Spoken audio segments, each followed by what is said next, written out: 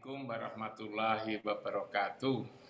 Alhamdulillah. Alhamdulillahirabbil alamin. Wassalatu wassalamu ala asyrofil anbiya'i wal mursalin sayyidina wa maulana Muhammadin wa ala alihi wa sahbihi ajmain. Amma ba'du. Yang dimuliakan Pak Rektor, Pak Profesor Garuda Wiko, saya pernah ketemu Pak Riyadi gitu, saya pernah datang di Untan itu. Juga Pak Profesor Khairil Effendi, saya beberapa hari lalu kontak teman baik sama beliau itu. Termasuk juga Profesor Hidayat, Pak Sahril, yang saya hormati, yang dimuliakan, lalu juga bapak-bapak yang lain, para mahasiswa semuanya yang berbahagia. Kita banyak bersyukur kepada Allah, dengan anugerahnya kita dalam keadaan sehat walafiat, gembira, juga berbahagia. Sholawat dan salam kita persembahkan ke hadapan ikutan kita Muhammad Rasulullah Sallallahu Alaihi Wasallam yang telah mengeluarkan umatnya dari kegelapan kepada yang terang benderang, minat duluman ilan nur, dari keadaan gelap kepada keadaan yang penuh cahaya, petunjuk hidayah sebagaimana yang kita rasakan selama ini. Sore tadi saya mendapatkan berita dari Prof. Khairil Effendi bahwa Pak Dr. Aswadi, mantan dekan FKIP, mantan wakil rektor 1 dan juga penasihat rektor, dipanggil oleh Allah sore tadi. Nah, itulah kita doakan bersama, moga-moga beliau telah diterima kembali oleh Allah dan Rasul-Nya, ditempatkan pada tempat yang terbaik dan mulia di surganya. Kita bacakan bersama-sama surat Al-Fatihah. Al-Fatihah.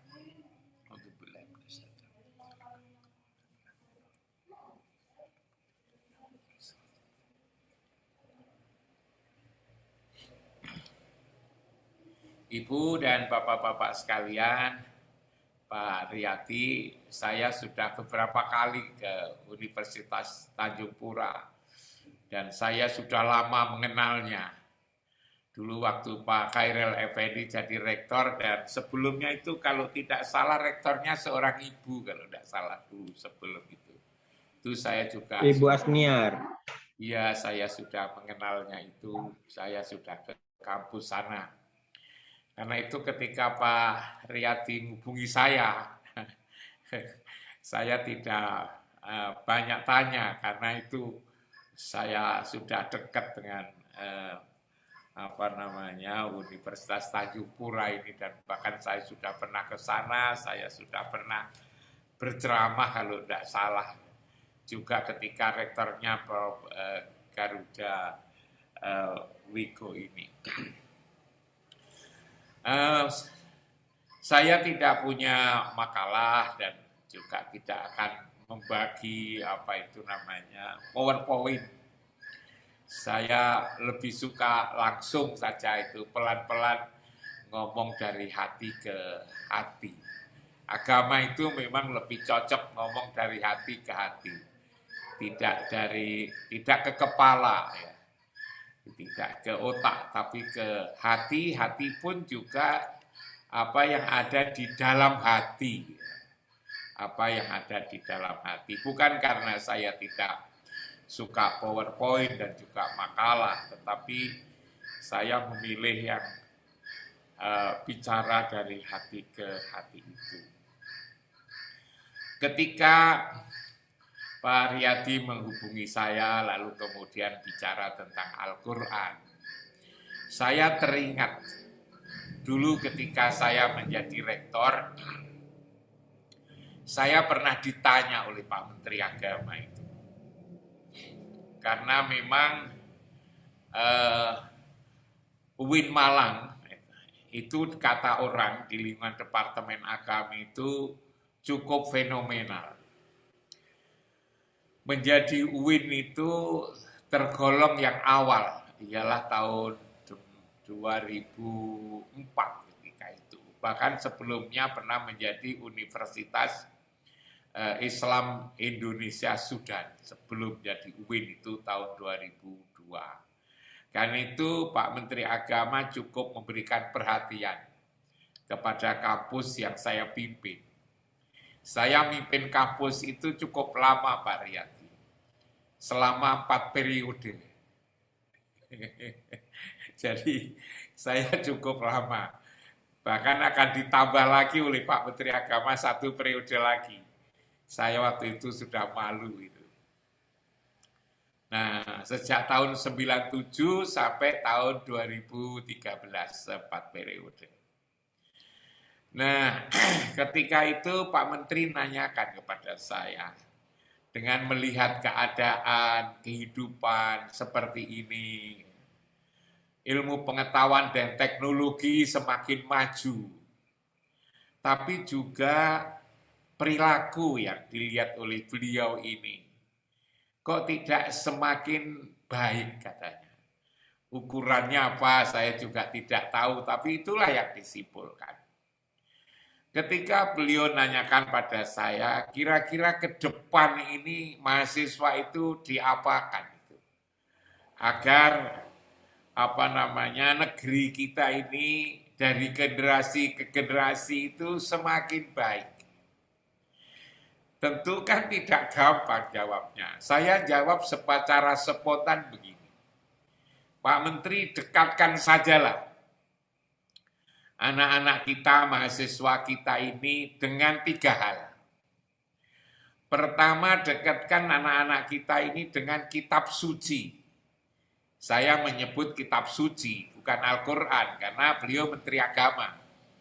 Kalau kitab suci ya Islam Al-Quran, kalau Kristen ya Injil, kalau Hindu ya Weda, dan seterusnya itu. Nah, lalu kemudian dekatkan yang kedua, anak-anak itu dengan tempat ibadah. Kalau Islam tentu saja dekatkan dengan masjid. Kalau Kristen, Katolik ya dekatkan dengan gereja. Gitu. Lalu kemudian begitu juga Hindu, Buddha, dan seterusnya. Yang ketiga, anak-anak itu dekatkan dengan para pemuka agama.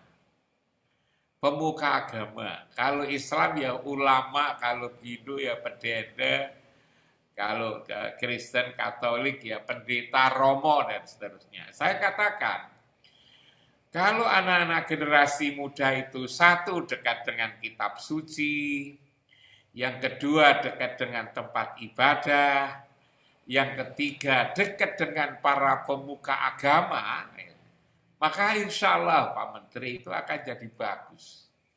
Karena itu ketika saya ngikuti kegiatan Pak Kalam ini, maka lalu saya teringat itu. Ternyata yang melaksanakan malah itu Universitas Tanjung Pura. Tanjung Pura itu para mahasiswanya didekatkan dengan kitab suci. Didekatkan dengan masjid. Masjidnya digunakan untuk melayani siapa saja yang ingin memperbaiki kualitas kemampuan Al-Qur'annya. Bahkan lalu kemudian yang ketiga, Pak Riyadi dekatkan dengan para ulamanya. Kalau perguruan tinggi juga profesor gitu. Saya diberi data oleh Pak Riyadi itu siapa-siapa yang sudah pernah mengisi ini kan mulai dari Papua sana itu. Dari Papua, dari Riau, dari Palembang, dari Jakarta, Bandung, dari Surabaya, saya dari Malang, lalu sampai ke timur sana itu Makassar. Ini menurut saya satu strategi yang luar biasa saya kira. Ini luar biasa Pak Riyadi ini. Ini adalah program Pak Riyadi yang program Universitas Tanjung Pura yang luar biasa ini. Mendekatkan mahasiswanya dengan kitab suci, mendekatkannya mahasiswanya dengan tempat ibadah, mendekatkan mahasiswanya dengan para pemukanya, ini para profesor-profesornya. Karena itu saya ingin katakan berbahagialah kalian menjadi mahasiswa, menjadi bagian daripada warga Universitas Tanjung Pura ini. Ini menurut saya yang terbaik, itu menurut saya. Tanpa mengurangi, tanpa menghormati yang lain, menurut saya ini yang terbaik. Dan kalau ini ditiru oleh yang lain-lain, kampus-kampus lain yang ada di Indonesia, saya kira ini selesai Pak Riyadi ini.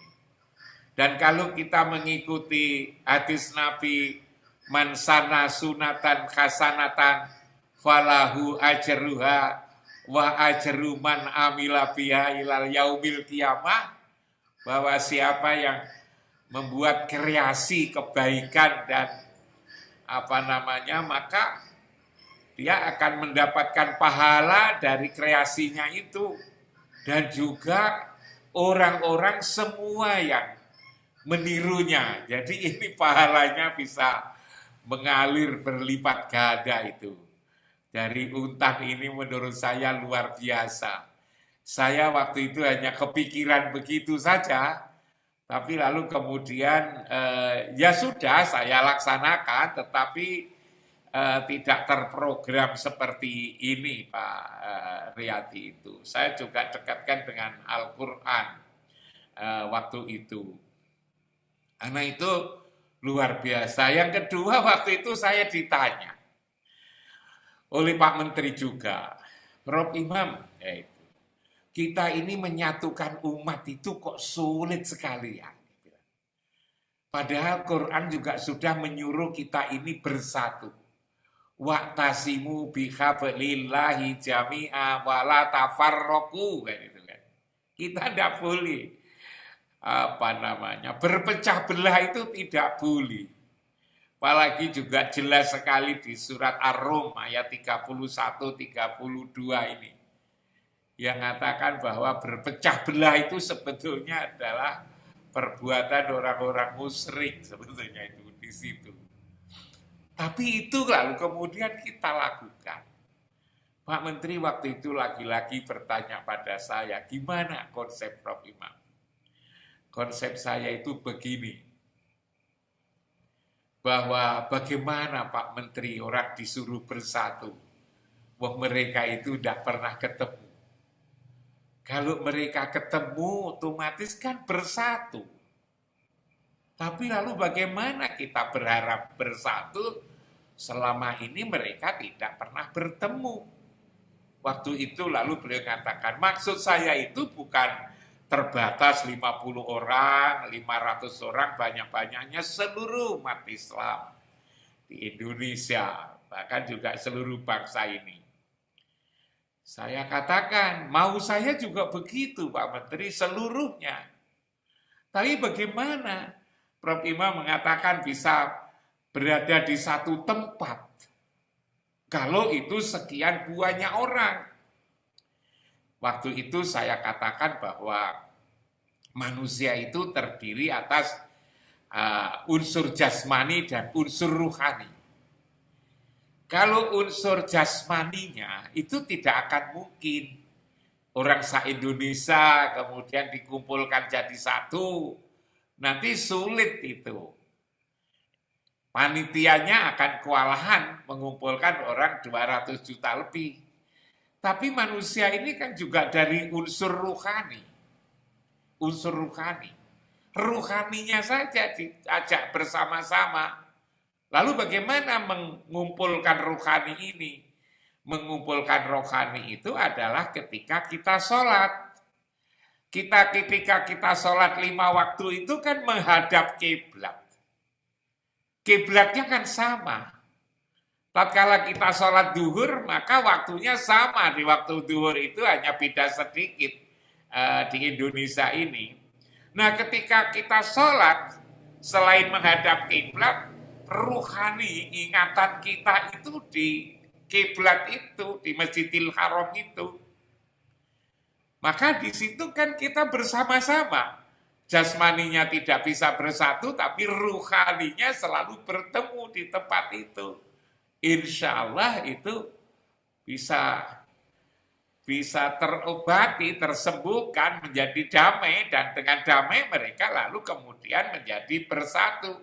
Toh Al-Quran juga mengatakan qad naro taqalluba wajhaka fis sama falanuwalliyannaka qiblatan tardoha fawalli wajhaka satarul masjidil haram umirtu an a'buda robba hadhil baldatil ladzi harramaha walahu kullu sainin.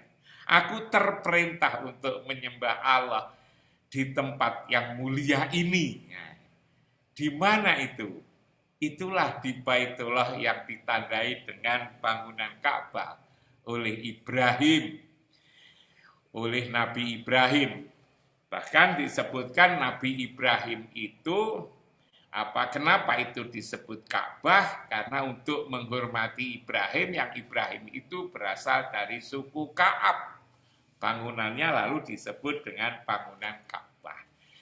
Ini yang pertama, saya mengapresiasi begitu indah, luar biasa program Universitas Tanjung Pura ini, yang adalah hal yang sangat baru, sangat strategis.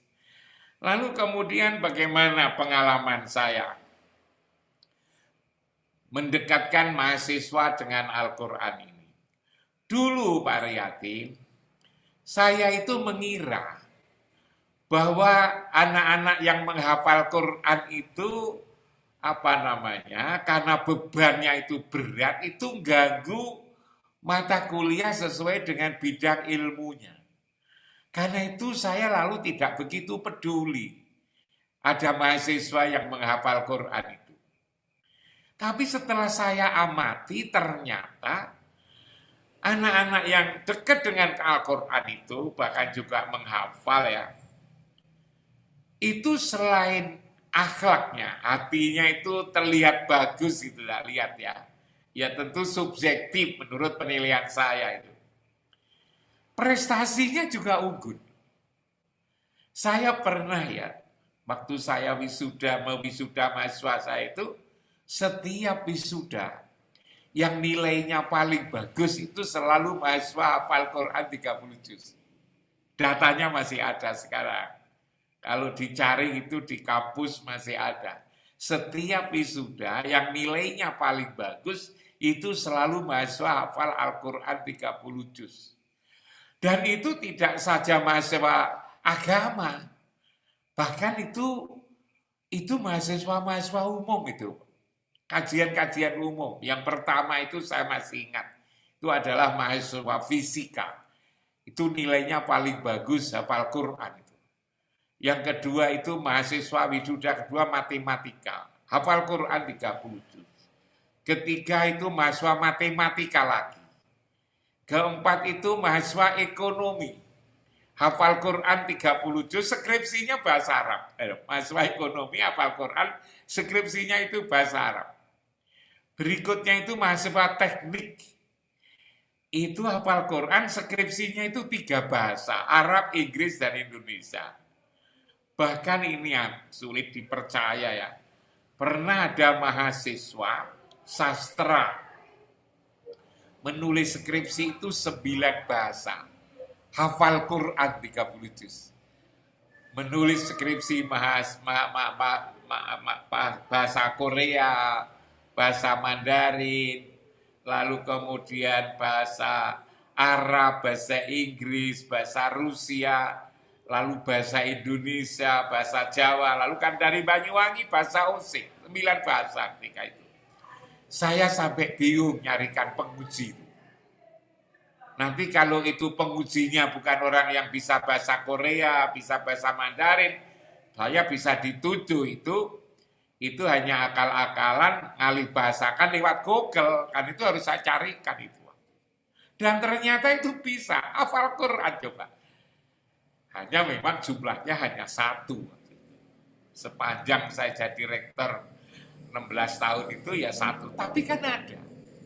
Itulah sebabnya lalu kemudian anak-anak yang hafal Quran itu saya hargain waktu itu. Mereka yang hafal Quran 10 juz minimal, itu saya bebaskan dari seluruh biaya pendidikan. Waktu itu saya nekat aja lah ngurmati orang-orang. Tak pikir yang hafal kira-kira ya hanya 20-30. Ternyata itu waktu itu sudah 70. Lalu berkembang menjadi 125, jadi 200.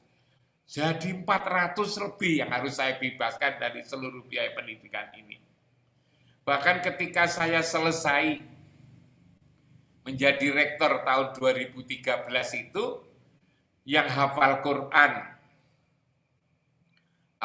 yang ikut hafalan Quran, itu tidak kurang dari 26% dari seluruh mahasiswa. Karena itu maka saya senang sekali ini mahasiswa Tanjung Pura itu ada gerakan untuk dekat dengan kitab suci, ini luar biasa. Hanya memang begini Pak Riyati, itu akan lebih bagus selain mereka itu hafal, dia juga harus ngerti. Harus ngerti ya, dari surat Al-Fatihah, surat Al-Baqarah, itu ngerti, itu kan bagus sekali. Lah agar ngerti, ya, memang bisa itu pakai terjemahan, tapi akan menjadi bagus kalau mereka itu bisa pakai bahasa aslinya, bahasa Arab. Nah, agar mereka itu bisa ngerti, itu saya tugasi mahasiswa itu Pak Riyati belajar bahasa Arab. Belajar bahasa asing itu kalau seminggu 2 kali, apalagi hanya setiap kali itu hanya 2 jam, 2,5 jam itu membuktikan di mana-mana tidak berhasil.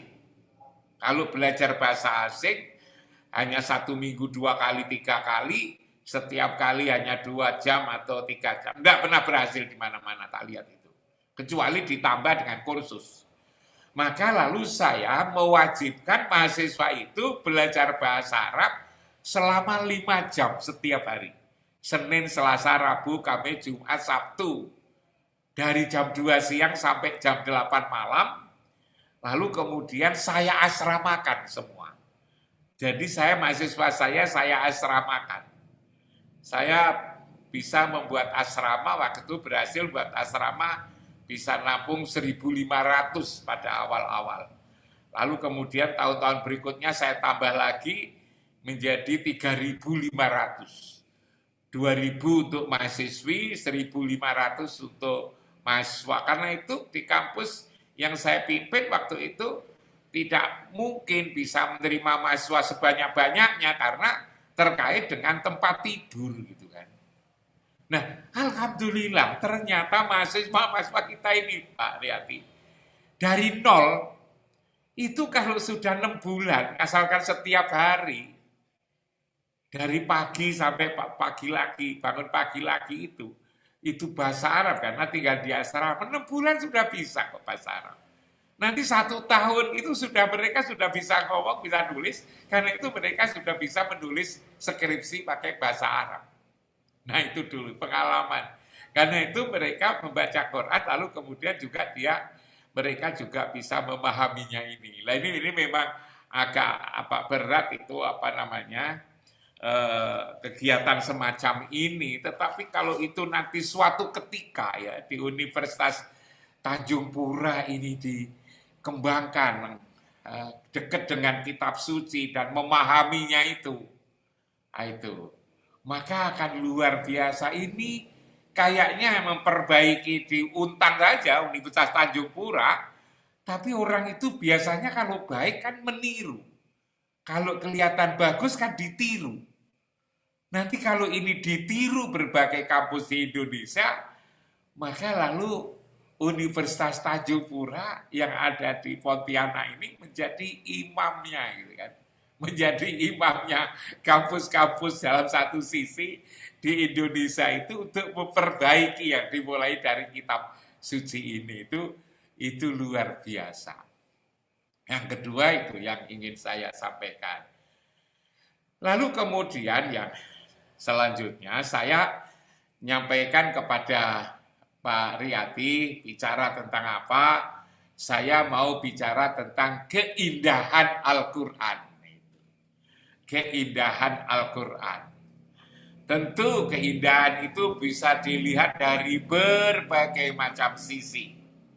Saya dalam waktu yang singkat ini, yang kira-kira 1 jam dan ini sudah berkurang, tak dimulai tadi sudah 15 menit, 45 menit ke depan ini saya akan ngajak itu para mahasiswa UTAN itu melihat keindahan Al-Quran itu di mana gitu. Tentu berbagai macam, dari berbagai macam saya ngambil satu saja.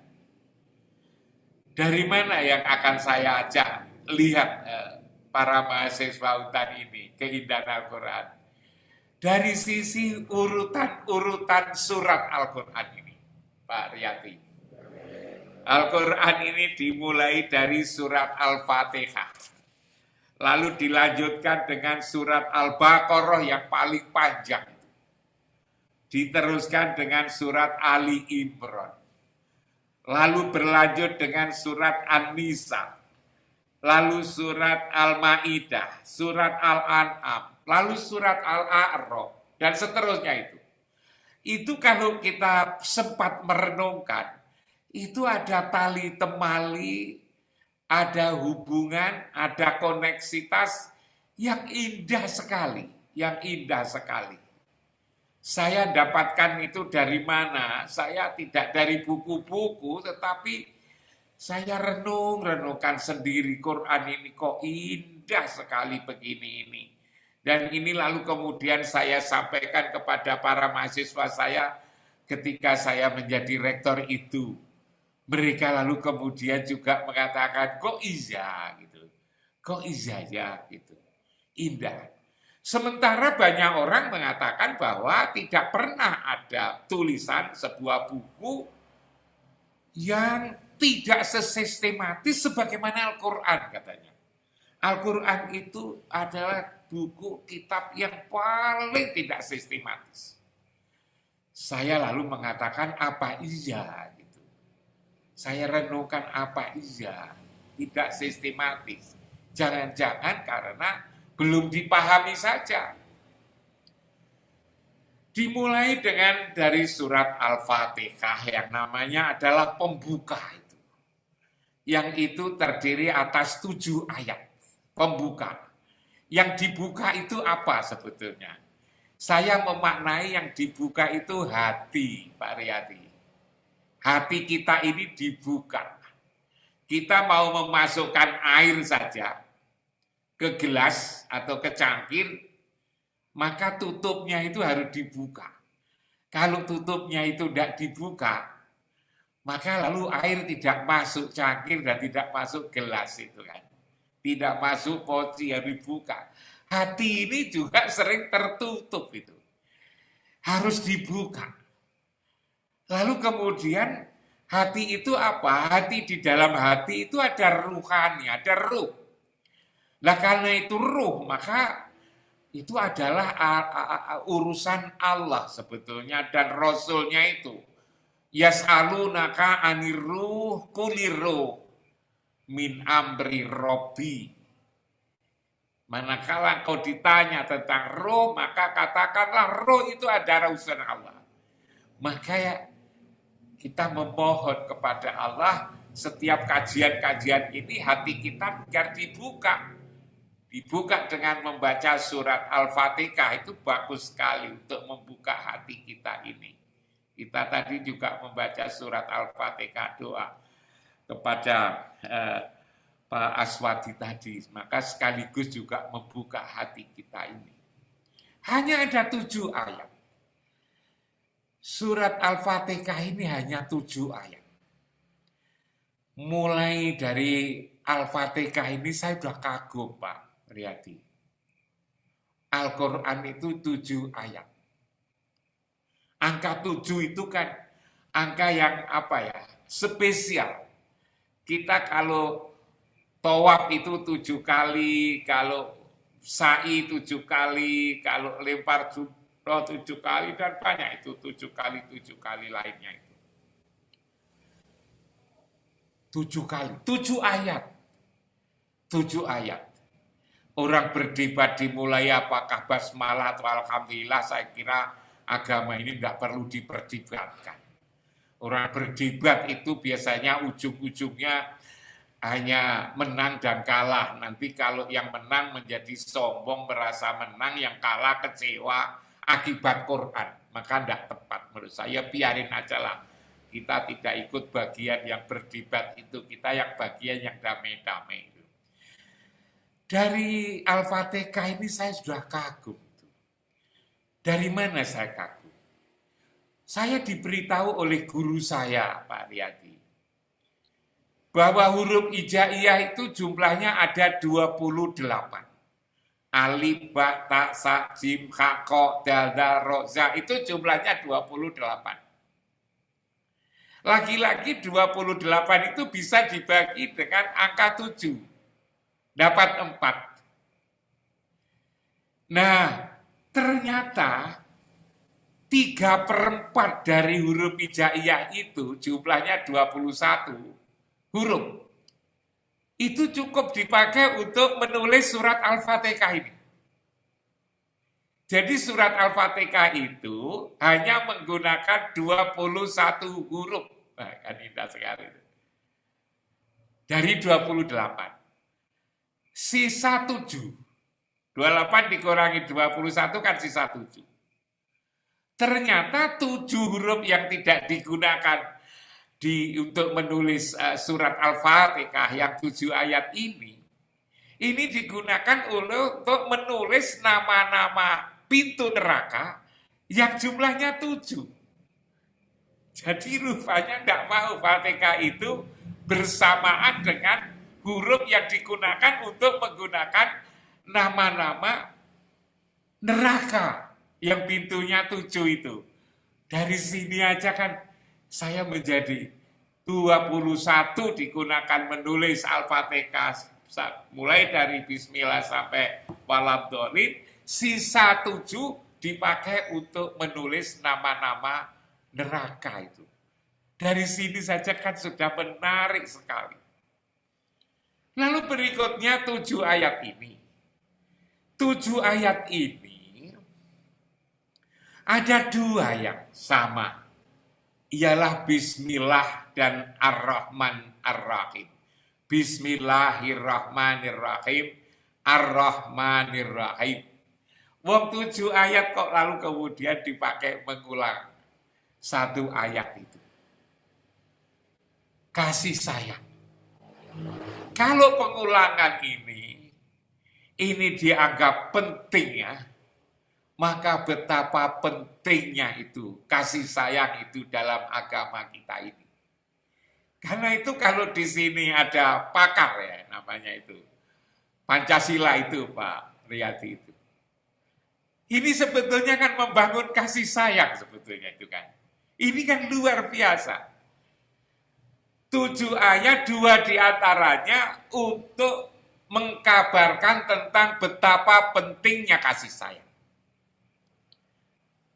Karena itu agama kita ini memang ya agama kasih sayang sebetulnya itu.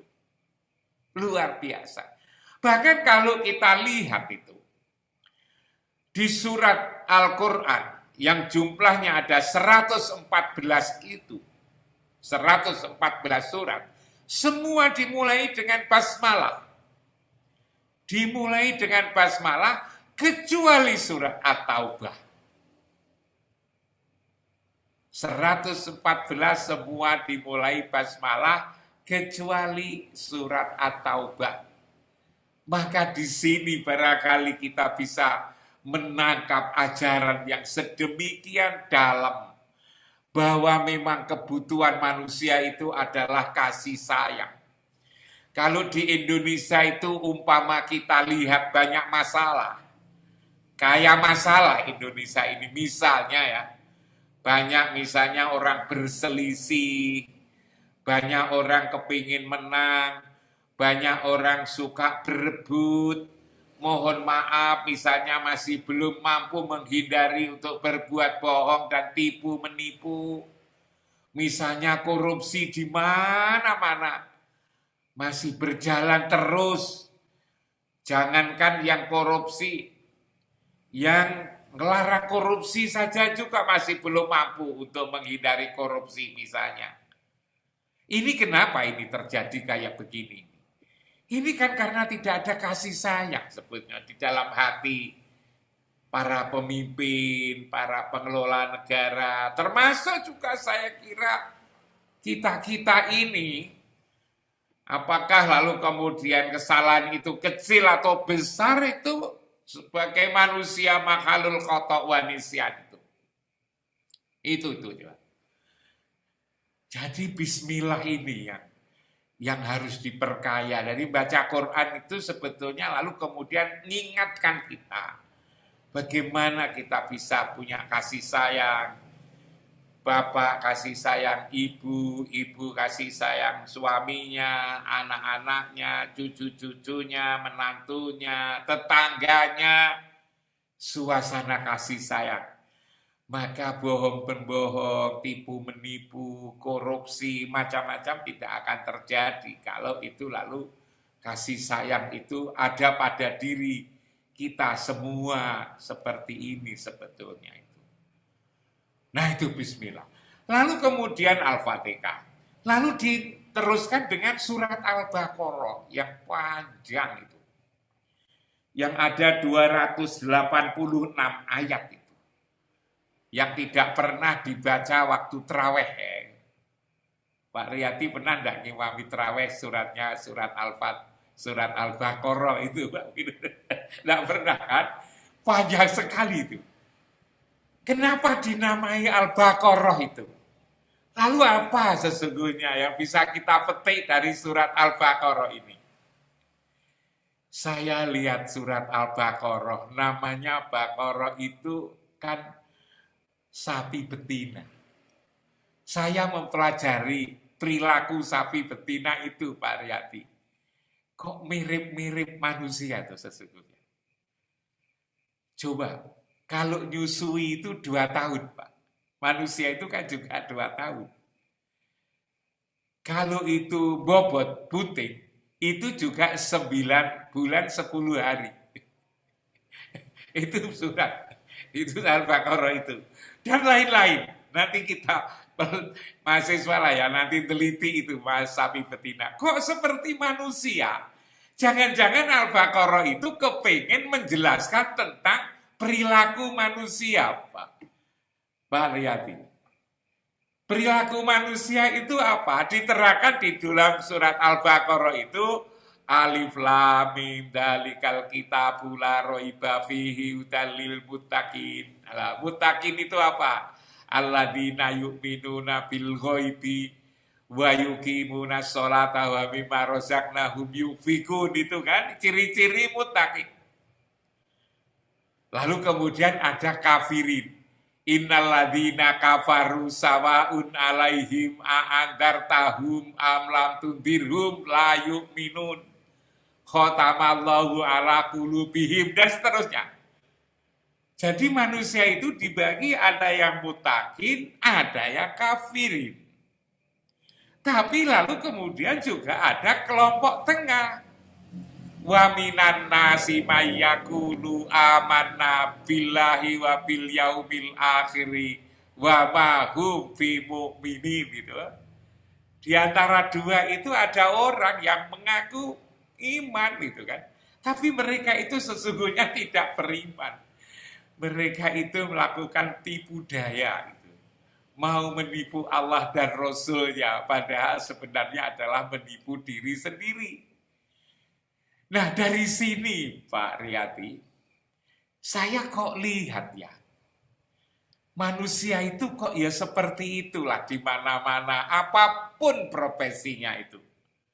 Ada yang menjadi sungguhan, nah, kalau contoh nanti mahasiswa kan tidak bagus, ini kita kan ngomong dengan mahasiswa gitu kan. Nanti dikira mahasiswa itu juga 3 kelompok. Walaupun 3 kelompok silakanlah diakui sendiri. Petani misalnya. Petani itu kan ada yang petani sungguh-sungguh gitu kan. Ada petani, ada yang bukan petani. Tapi ada orang yang setengah petani, setengah bukan petani. Setengah-setengah. Yang tadi mutakin, kafirin, yang setengah-setengah. Padahal sebenarnya apapun profesi kita, apakah petani, apakah peternak, apakah guru, apakah dosen. Karena sudah menyebut dosen, boleh nyebut mahasiswa kan? Juga mahasiswa kan itu kan? Itu yang sukses itu kan yang nomor 1 tadi, yang mutakin gitu kan? Yang petani sungguh-sungguh petani, yang peternak sungguh-sungguh, lalu kemudian yang pelaut sungguh-sungguh, ilmuwan sungguh-sungguh, dosen sungguh-sungguh, mahasiswa sungguh-sungguh. Tapi juga ada yang tidak. Ada yang bukan petani, bukan dosen, bukan nelayan, bukan ilmuwan, bukan mahasiswa. Yang susah itu yang setengah-setengah, yang waminan nasi mayakulu amanah itu yang setengah-setengah. Disebut dosen, kok begitu, bukan sebut bukan dosen, kok punya SK dosen, gitu kan. Disebut mahasiswa, ya memang mahasiswa punya kartu mahasiswa, registrasi, bayar SPP gitu kan. Tapi kok seperti itu gitu. Disebut petani gitu kan. Memang dia ngaku petani. Tapi istrinya kalau ke pasar kok beli beras, beli jagung, beli lombok. Ngaku suaminya petani, kalau ke pasar mestinya kan jual jagung, jual lombok, jual sayur. Ini kok malah beli. Nah, berarti itu tidak jelas ini. Yang tidak jelas inilah yang mengingatkan di surat Al-Baqarah ini menjadi susah itu. Yang setengah-setengah ini. Kalau beras, saya mengumpamakan beras, dimasak menjadi mateng, itu kan enak. Dijual lalu harganya mahal. 1 kilo itu bisa jadi 12 piring. Lalu 1 piring 5.000 kali 12, dapat 60. Padahal 1 kilo beras misalnya 10 menjadi 60. Itu. Kalau itu tidak dimasak, menjadi beras saja, dijual juga masih laku. Tapi kalau dimasak lalu tidak matang, tidak jelas. Antara sudah jadi nasi dan masih beras. Itu kalau dimakan ayam saja kan mules perutnya itu. Maka lalu kemudian ini sebetulnya kalau diimplementasikan dalam kehidupan ini, jangan-jangan kebanyakan bangsa ini sebetulnya tidak jelas, jangan-jangan. Sehingga tidak maju-maju itu karena dalam konsep ini tidak jelas. Disebut bertani kok tidak punya sawah, tidak pernah ke kebun. Disebut nelayan kok lalu ngaku nelayan, tidak pernah ke laut. Disebut sebagai dosen misalnya kok tidak pernah nulis jurnal misalnya atau makalahnya tidak cukup. Itu kan setengah-setengah itu. Maka surat Al-Baqarah ini kalau kita dalami yang panjang ini sebetulnya memiliki makna yang luar biasa sebetulnya. Bagaimana si manusia itu yang sebenarnya itu. Lalu kemudian diteruskan dengan surat berikutnya. Ialah surat Ali Imran. Tatkala menjelaskan di surat Al-Baqarah seperti itu, begitu rumitnya manusia itu, tidak jelas kayak gitu, sehingga sulit diajak maju. Kebanyakan orang-orang memilih yang baminan nasi mayakulu amanah tadi. Rupanya di surat berikutnya Ali Imran itu adalah keluarga Imran. Keluarga Imran itu adalah keluarga ideal. Itulah yang dikisahkan di dalam Al-Quran ini. Jadi walaupun itu manusia itu ada kelompok mutakin, kafirin, lalu munafikin. Disebut petani, bukan petani, setengah petani. Ada nelayan, bukan nelayan, setengah nelayan. Nelayan kok tidak bisa renang misalnya. Setengah-setengah. Begitu juga manusia ini. Ternyata ayat berikutnya itu adalah ahli Imron, keluarga ideal. Seburuk apa, sejelek apa, logika saya mengatakan. Seburuk apa, sejelek apa, setidak teratur seperti apa. Manusia itu kalau dididik, ya, kalau dididik, didekatkan dengan Al-Quran, dekatkan dengan tempat ibadah, didekatkan dengan para pemuka, para ulama, profesor yang dilakukan oleh Pak Riyadi ini, bisa kok menjadi keluarga ideal. Yang namanya keluarga Ali Imron ini, keluarga Imron ini. Jadi kita tidak perlu putus asa.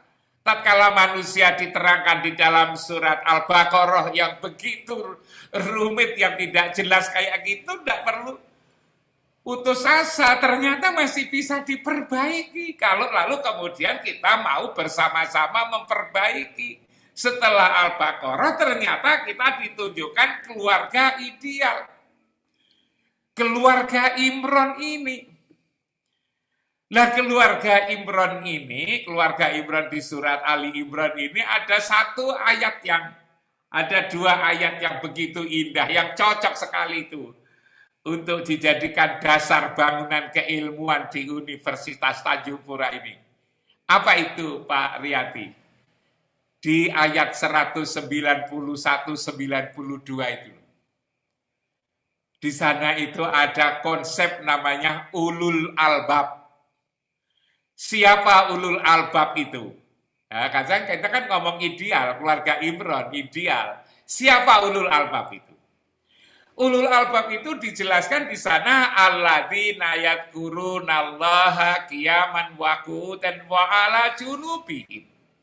Adalah orang-orang yang selalu ingat Allah tatkala berdiri, duduk, dan berbaring. Ya. Coba, bahasanya kan indah sekali. Kamu itu harus ingat Allah itu tatkala berdiri, duduk, berbaring. Padahal posisi manusia itu kan hanya 3. Kalau tidak berdiri ya duduk seperti kita ini. Kalau tidak duduk dan berdiri, ya berbaring. Apa ada posisi selain 3 ini? Qiyaman wa qu'udan wa ala junubihim. Tatkala berdiri, duduk, berbaring. Jadi ingat Allah itu kalau kita masuk identitas ulul albab itu adalah selalu ingat Allah kapan saja. Namanya ingat itu kan perbuatan hati. Kalau perbuatan hati itu adalah ingat, kalau perbuatan mulut itu ngucap, kalau perbuatan fisik kita, tangan kita ini bekerja, berbuat. Kalau kita maknai ingat itu adalah perbuatan hati, maka ketika kita ngaji seperti ini, maka kita masih bisa ingat Allah. Karena itu perbuatan hati. Tatkala kita belajar di kampus, kuliah, kita ngajar, kita ngerjakan administrasi, menjadi apa saja di kampus masih bisa selalu ingat Allah. Karena ingat itu adalah pekerjaan kolbi. Ada kolbi, kauli, dan fi'li. Wa yatafakkaruna fi khalqis samawati wal ardh adalah orang yang selalu memikirkan penciptaan langit dan bumi. Yang pertama kali adalah yadhkurunallah qiyaman wa qu'udan wa ala junubihim, lalu diteruskan wa yatafakkaruna fi khalqis samawati wal ardh. Nah, memikirkan penciptaan langit dan bumi itu apa? Kalau bukan belajar ilmu-ilmu alam, biologi, fisika, kimia, ditambah dengan ilmu formal namanya matematika dan statistik itu. Lalu ilmu-ilmu sosial, yang punya ilmu dasar sosiologi, psikologi, sejarah, dan antropologi. Lalu humaniora, di situ filsafat, bahasa sastra, seni. Jadi orang yang belajar IPA, IPS, humaniora itu sebetulnya kalau menurut renungan saya adalah yatafakkaruna fi khalqis samawati wal ardh. Jadi Universitas Tanjung Pura ini sebetulnya adalah yadhkurunallah wa yatafakkaruna fi khalqis samawati wal ard, karena merenungkan ciptaan Allah baik di langit di bumi, ilmu alam, ilmu sosial humaniora, lalu dikembangkan menjadi ilmu terapan seperti ilmu pendidikan, administrasi, ekonomi, teknologi, kedokteran. Itu kan sebetulnya di situ. Lalu kemudian diteruskan lagi, Robbana ma khalaqta hadza batila. Bahwa ya Allah, semua yang kau ciptakan ini tidak ada yang sia-sia. Allah menciptakan tumbuh-tumbuhan, menciptakan air, menciptakan tanah, menciptakan api, menciptakan getaran-getaran, semua ini Robbana ma khalaqta hadza batila. Bahwa apa yang kau ciptakan itu ya Allah tidak ada yang sia-sia. Nah, apakah betul yang diciptakan oleh Allah itu tidak sia-sia? Menurut hemat saya masih banyak yang sia-sia. Kenapa masih banyak sia-sia? Karena tidak ada teknologi. Jadi kalau di Universitas Tanjung Pura itu buka fakultas pertanian, fakultas peternakan, fakultas kehutanan, kedokteran, lalu informasi, komunikasi, itu sebetulnya adalah wujud daripada Robbana ma khalaqta hadza batila. Mulai yang pertama ingat Allah ketika duduk, berdiri, duduk, berbaring. Lalu kemudian merenungkan penciptaan langit dan bumi, lalu teknologi. Jadi pikir, yang kedua tadi pikir, Robbana ma khalaqta hadza batila adalah amal soleh. Teknologi. Itu sekarang ini kalau dulu orang teknologinya masih yang kelihatan-kelihatan, sekarang sudah tidak kelihatan. Sekarang teknologinya kan yang sudah tidak kelihatan-kelihatan, sampai lalu kemudian kuliah kayak gini, saya di Malang, Ibu dan Bapak, adik-adik semua di Kalimantan Barat, itu kan ini teknologi ini sebetulnya ini. Robbana ma khalaqta hadza batila. Lalu diteruskan subhanaka faqina adzabannar, itu kan? Ya Allah, Maha Suci Allah, bahwa jauhkanlah kami dari api neraka itu. Kalau teknologi ini tidak terkendali, hanya ngikuti hawa nafsu, lalu kemudian semua dihabiskan, hutan-hutan dihabiskan, lalu kemudian semua dieksploitasi, maka lalu kemudian akan menjerumuskan manusia sendiri. Itulah lalu kemudian ayat itu ditutup subhanaka faqina adzabannar. Ya Allah, mohon kiranya kami tidak dipelihara dari mengikuti hawa nafsu yang merusak diri kami sendiri. Tidak saja di akhirat tetapi juga di dunia. Inilah diterangkan di surat Ali Imran. Jadi kalau manusia diterangkan di Al-Baqarah yang kayak begitu tadi, yang tidak jelas, maka bisa diperjelas. Di surat Ali Imran itu menggambarkan, memberi pengkabaran bahwa manusia yang kayak gitu ruwet ini, kalau dimasukkan di Universitas Tanjung Pura, lalu kemudian dirawat oleh para guru besar, oleh para dosennya, para pimpinannya, lalu kemudian setiap malam minggu begini, ini Pak Riyadi yang seharusnya dengan Ibu santai-santai di mall, tapi harus kayak begini. Ini memang karena untuk melahirkan ulul albab ini Pak Riyadi, adik-adik kita ini. Ya memang namanya berjuang harus berkorban. Mana ada berjuang tanpa berkorban. Berjuang itu harus berkorban. Berkorban itu adalah untuk perjuangan. Orang yang ngaku berjuang tapi tidak mau berkorban itu ya namanya bukan pejuang. Kalau di dalam bahasa Arab itu namanya simsarot, nah itu kan. Kalau bahasa Inggrisnya itu namanya broker, bahasa Kalimantan saya tidak tahu itu apa itu. Nah, Ali Imran ini. Lalu kemudian orang ideal, manusia ideal ini, Pak Riyadi, itu akan menjadi bagus.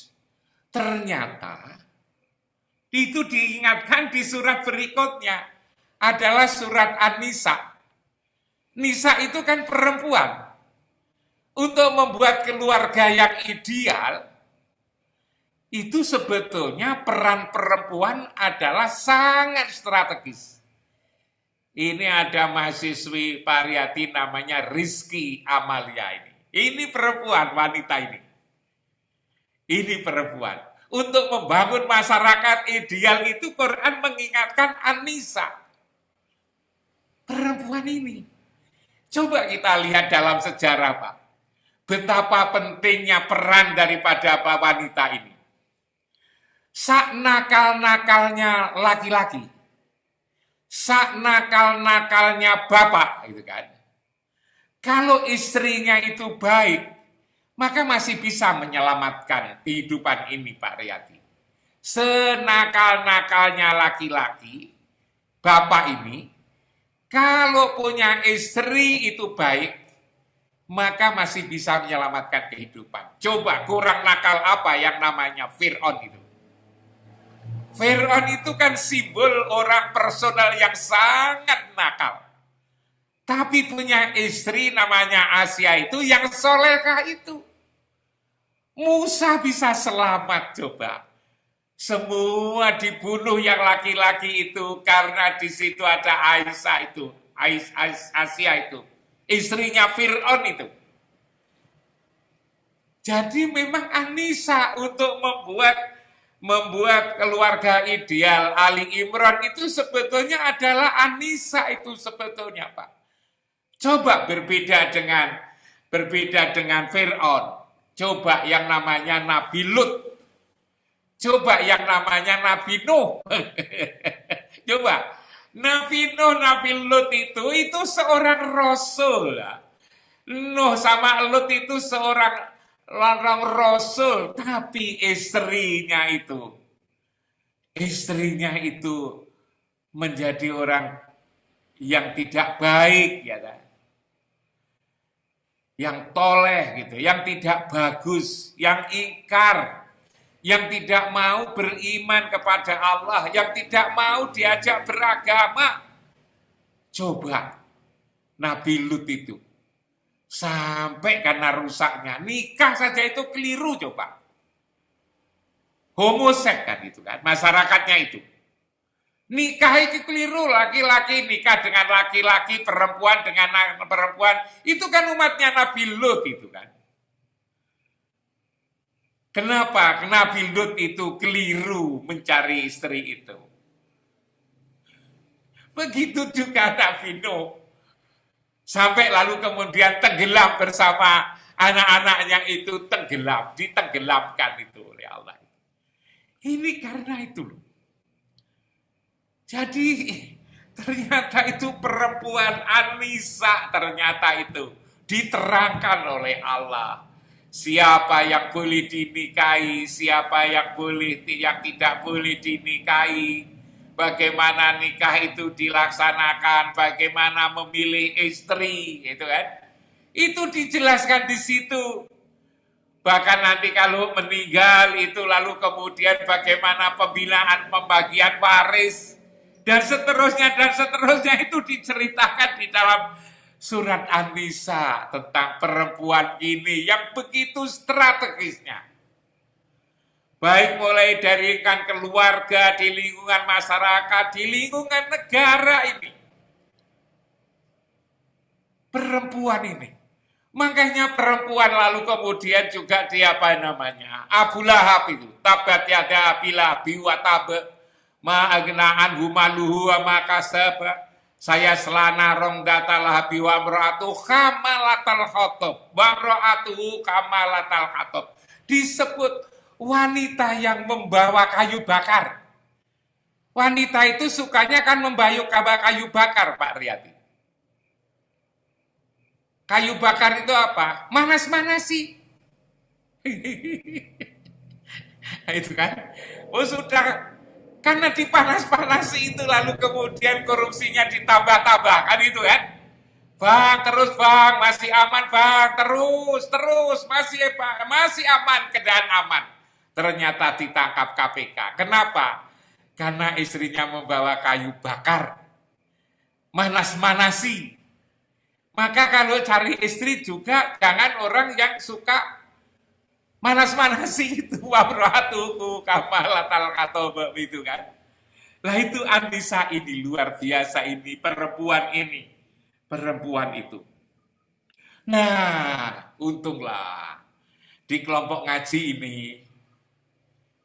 Pak Riyadi kelompok ngaji ini, perempuan-perempuannya, wanita-wanitanya itu bagus-bagus sekali. Soleha. Pakai kerudung, kan itu kan? Soleha. Nisa itu. Tapi lalu kemudian sesolekah-solekah seperti apa, gitu kan? Kalau syaratnya kurang, itu juga bisa berubah, Pak. Apa syaratnya itu? Cukup Al-Maidahnya itu. Kebutuhan dapur ini loh, Pak. Belanja itu cukup. Al-Maidah. Coba. Wanita itu menjadi tetap bagus kalau Al-Maidah hidangannya itu cukup. Sehebat-hebat wanita, lalu kemudian kalau suaminya tidak pernah belanjani, gitu kan. Mau hormat kepada suami, tapi kalau suami punya uang lalu kemudian dapat tambahan honorarium apa, lalu dibilang tidak ada, perempuan ibunya tahu dari tetangga, itu kan ribut itu. Maka lalu kemudian surat berikutnya itu adalah Al-Maidah ini kan. Hidangan. Jadi hidangan itu menjadi penting sekali, hidangan itu menjadi sangat penting sekali. Hanya seringkali Pak Riyadi, yang laki-laki itu kadang-kadang tidak paham itu loh. Di mana tidak pahamnya itu? Itu lalu tidak terbuka itu kan. Padahal Al-Maidah itu begitu penting, menentukan untuk menjadi keluarga Imron itu, Nisa ini. Itu penting sekali. Salah satu contoh yang kecil ya, saya tidak tahu kalau di Kalimantan Barat itu kan. Biasanya suami-suami itu kan juga tidak peduli. Besok misalnya hari raya. Kalau di Jawa itu, Jawa Timur Pak Riyadi, Pak Sahril, mau hari raya itu kan serba istimewa. Sarungnya istimewa, kan itu. Lalu kemudian baju kokonya istimewa. Lalu sandalnya baru, kopiahnya baru. Lalu kemudian hidangan itu juga cukuplah, Bang. Ini hari raya kan. Hari raya kan istimewa. Ada tetangga-tetangga, sanak saudara datang. Maksud lalu kemudian kopi saja tidak ada. Tapi bapak ini kadang-kadang tidak peduli. Bapak-bapak ini ada satu kelompok yang lalu kemudian cari kalkulator. Besok hari raya itu loh cari kalkulator. Untuk apa? Untuk menghisap. Itu kan ada hisap, menghisap. menghisap. Ini sudah waktunya masuk hari raya gitu kan. Yang satu lagi itu juga cari teropong pergi ke pinggir laut gitu kan. Namanya ruqyat, coba kan. Yang satu itu hisap, yang satu ruqyat. Kalau hasilnya sama, itu damai. Kalau tidak sama, ribut gitu loh, Pak. Dari siapa itu? Ya bapak-bapak itu. Apa keliru? Ya tidak lah, enggak keliru. Wong itu menghisap bulan, posisi bulan. Meruqyat posisi bulan. Bulan yang mana? Bulan yang besar itu, yang jauh itu. Padahal di rumahnya masing-masing ada rembulan sebetulnya. Di rumahnya masing-masing kan ada rembulan. Siapa yang dimaksud rembulan itu? Ya istrinya itu kan rembulan kalau orang Jawa katakan itu. Itu seharusnya rembulan yang di rumah itu juga harus diruqyat. Juga harus dihisap. Yang diruqyat apa? Yang diruqyat ya dompetnya. Tidak cukup diruqyat. Tapi harus dikisap. Cukup enggak besok ini hari raya ini? Lah ini bapak-bapak ini. Untuk ibu-ibu ini Al-Maidah ini. Kan indah sekali mulai dari Al-Fatihah, Al-Baqarah, Ali Imran, An-Nisa, Al-Maidah, hidangan yang diperlukan untuk membangun keluarga yang ideal agar tidak tetap seperti Al-Baqarah itu tadi. Lalu kemudian berikutnya surat apa? Al-An'am. Al-An'am itu apa? Kan ternak. Ternak itu kan binatang. Binatang itu kan mulai dari yang kecil sampai besar itu kan binatang. Untuk apa binatang itu? Binatang itu juga bisa bermakna investasi, juga bisa. Bisa bermakna dagingnya gizi, juga bisa. Bisa bermakna simpanan, juga bisa. Tapi binatang-binatang itu sebetulnya penting untuk merawat lingkungan sebetulnya. Lingkungan. Jadi An-Nisanya sudah bagus, Al-Maidahnya juga bagus, lingkungan juga harus bagus itu. Al-An'am itu. Lingkungan. Al-An'am itu adalah ternak. Itu adalah bagaimana agar lingkungan itu menjadi damai. Itu tatkala di situ ada hiduplah berbagai macam binatang yang untuk membangun keseimbangan. Lingkungan menjadi sangat penting sekali dalam kehidupan ini. Maka dikatakan bahwa anak itu adalah dalam keadaan suci, maka bapakmu dan ibumu itulah yang sebetulnya akan membentuk. Itu kan lingkungan sebetulnya itu. Al-An'am. Lingkungan. Bagaimana membangun keluarga ideal Ali Imran, itu peranan perempuan, Al-Maidah, lalu kemudian Al-An'am. Diteruskan surat Al-A'raf, tempat yang tinggi, gitu coba. Tempat yang tertinggi Al-A'raf, manakala ini semua bagus, maka akan berada di tempat yang tinggi Al-A'raf, tempat yang tinggi, yang mulia. Para mahasiswa di sini nanti akan mendapatkan kemuliaan ini gara-gara seperti ini, Pak Riyadi ini. Al-A'raf. Di surat Al-A'raf itu diterangkan itu. Indah sekali banyak hal yang mengatakan wa naza'na ma fi sudurihim min ghilin. Aku cabut penyakit yang ada di dalam hati, menghilin. Penyakit dendam, iri hati, dengki, takabur itu gimana agar dicabut? Fi qulubihim maradun, yang di dalam dada ini ada penyakit. Bagaimana agar penyakit yang ada di dalam, agar kita ini tidak aji, tidak riak, tidak sombong, tidak hasut, tidak iri, tidak dengki, tidak tamak, tidak fitnah, tidak loba, tidak takabur. Ini gimana? Tidak bisa, Pak Riyadi. Ternyata yang mencabut itu adalah Allah sebetulnya. Kapan itu dicabut penyakit hati ini? Di Al-A'raf itu loh sebetulnya itu. Di tempat yang tinggi, yang tertinggi, yang mulia. Di mana dicabut? Ketika kita sedang sholat. Tapi juga tidak sembarang sholat. Yang dicabut itu adalah ketika sholatnya adalah khusyuk. Nah itu. Wasta'inu bisobri wassolah wa innaha lakabiratun illa alal khosiin. Siapa yang khusyuk itu? Yang khusyuk itu adalah alladzina yadunnuna annahum mulaku rabbihim. Ketika kita sholat itu kita berhasil ketemu Tuhan. Wa anahum ilaihi roji'un. Nah, bagaimana kita bisa bertemu Tuhan? Kita mesti menghadap ke kiblat. Tatkala menghadap kiblat, menghadap ke Ka'bah. Ka'bah itu adalah tanda Baitullah. Disitulah kita dicabut. Kita lalu kemudian ketemu di situ, ketemu Rasulullah secara ruhaniyah.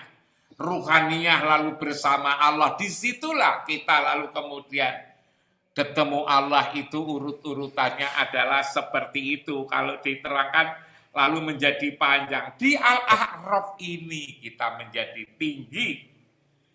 Menjadi tinggi. Nah, saya kira Pak Riyadi itulah keindahan Al-Quran Pak Riyadi. Mulai dari surat Al-Fatihah, lalu surat Al-Baqarah, lalu surat Ali Imran, surat An-Nisa, surat Al-Ma'idah, Al-An'am, Al-A'raf, kok lalu menjadi runtun yang begitu indah. Itu saya katakan pada Pak Riyadi, keindahan Al-Quran. Karena itulah maka berbahagia sekali para mahasiswa ini lalu kemudian kok dituntut oleh Allah dan Rasulnya belajar di Universitas Tanjung Pura yang begitu damai kepada siapapun seperti ini. Ini adalah merupakan keberuntungan. Apalagi lalu kemudian kalian menjadi kreator. Bagaimana memperbaiki bangsa ini lewat dirinya sendiri mengkaji, dekat dengan Al-Quran, dekat dengan tempat ibadah masjid, lalu dekat dengan para pemuka agama, para profesor yang diprakarsai oleh kampus, yang saya kira ini tidak banyak dilakukan oleh kampus-kampus di negeri kita ini. Mudah-mudahan bisa dijadikan bahan renungan, bahan renungan, bahan pertimbangan. Jadi jangan bahan keputusan, bahan renungan saja, bahan pertimbangan saja apa yang saya sampaikan. Mudah-mudahan di situ memberikan manfaat. Sekali lagi terima kasih, dan manakala saya ada kata-kata yang kurang pada tempatnya, saya mohon maaf yang sedalam-dalamnya. Assalamualaikum warahmatullahi wabarakatuh.